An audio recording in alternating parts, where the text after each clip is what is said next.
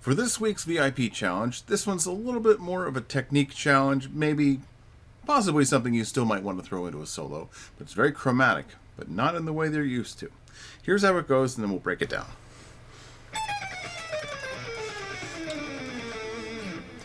Okay, it's really just 2 full octaves of the chromatic scale, but one thing that was very different from the way most people would play this is that I actually used economy picking. And instead of the typical 4 finger per string approach that we usually use for the chromatic scale, I used 5 notes per string. Simply, you're going to play 4 notes, 1 finger each, and slide 1 more note. This needs to start on an upstroke if you're doing a descending pattern, because you need the last note to also be an upstroke. So 5 notes, odd number. If you start on an upstroke, it's going to still be an upstroke, because per string you're still alternate picking. Up, down, up, drag, up, down, up, drag. We're actually going to go from the 17th fret as our starting note here. We're going to actually start on the 16th fret once we get to the 3rd string.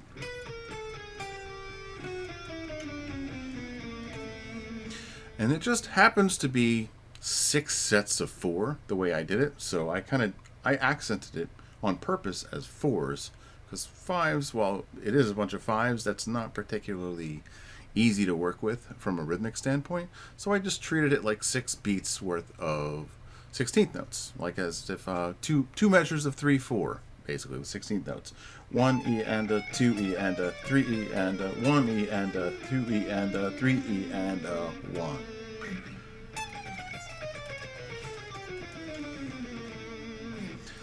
I find that doing that kind of accenting helps me pull it together a lot better when I'm economy picking, because back and forth between some alternate picking and then suddenly dragging through the strings, it throws things off in a way that doesn't feel quite as consistent as the movements in just straight alternate picking. So for me, this was one of the ways that I started to really get control when I was doing economy picking. And I recommend that for you too, especially with economy picking, is to pick a particular accenting that maybe isn't based on the number of notes per string that you're playing, so that you kind of have to take charge with the accenting and make it feel right in spite of what you're kind of doing. Right? I hope that makes sense here, but yeah, even though it's 5 notes per string, I'm not going to play it that way. I'm going to play it as, well, I'm going to count the whole thing. It ends up being, again, 2 octaves of the chromatic scale, 6 sets of 4, or it could be 4 sets of 6. So as a bonus, we could also try it as sextuplets. 1 and 2 and 3 and 1 and 2 and 3 and 1 and 2 and 3 and 1 and 2 and 3 and...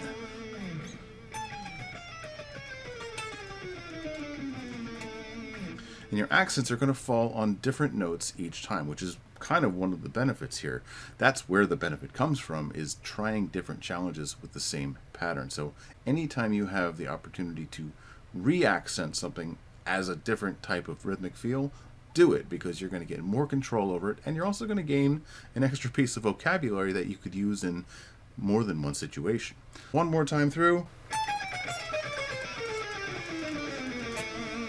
Okay, straightforward, but pretty challenging. So you give it a try, and of course, if you are a VIP member or higher on the Shred Mentor Patreon, be sure to go ahead and record yourself doing this on video. Again, you can just make it unlisted unless you want to make it public, but share the link to that in the Shred Mentor Discord.